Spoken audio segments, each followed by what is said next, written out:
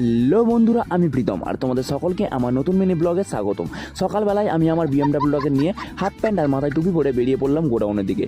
গোডাউনে আমাদের পুরানো কিছু শোকেস পড়ে আছে, সেগুলোই রিপেয়ারিং করার জন্য পাঠাবে।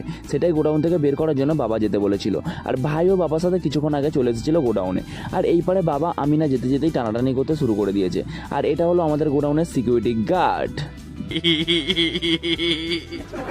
যাই হোক, অনেক কষ্টে একটা শোকেস ভ্যানে তোলা হয়ে গেছে, ওটা এখন চলে যাচ্ছে রিপেয়ারিং হতে। আর এইগুলো বিশাল ভারী ভারী শোকেস, তুলতে পুরো ফেটে গেছে।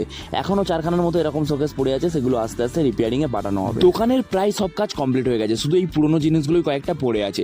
এইগুলো রিপেয়ার হয়ে গেলেই পুরো দোকানটা তারপর ভালোভাবে সাজানো হবে। তারপর দুটো শোকেস ভ্যানে করে তুলে দিয়ে আমি আর ভাই চলে এলাম ঘরের দিকে। ঘরে এসে দেখলাম মা আমার জন্য টিফিন বানাচ্ছে, আর টিফিনে যেটা ছিল সেটা হলো ডিম ম্যাগি। তো তোমরা এখানে দেখতেই পাচ্ছ মায়ের হাতে স্পেশাল টিফিন তৈরি হয়ে গেছে। চলো এটা এবারে খাওয়া যাক। দেখে তো পুরো জিভে জল চলে আসছিল, আর খেতে খুবই অসাধারণ টেস্ট হয়েছিল, জাস্ট ওয়াও। আর এই পারে আমার ভাইও আমার সাথে টিফিন করছিল, ওর ফেভারিট চপ মুড়ি। এত তেলে ভাজা খেলে চলবে কি করে তোমরাই বলো গাইস।